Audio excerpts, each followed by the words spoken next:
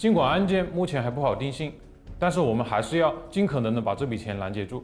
我们分工合作，一边同步了解情况，制作笔录，另外一边在第一时间进行了止付，想尽办法抢时间。你是出纳审核吧？对。当时是在微信里面发还是跟你们说了？就说了，微信里面发了是吧？他说要赶紧转个98万块钱来得及。或者说是老板要求的。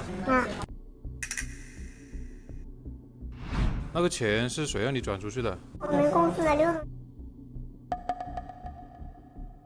所以转这么多笔，一笔只能转5万块钱。然后呢？然后转到16笔的时候就限额了。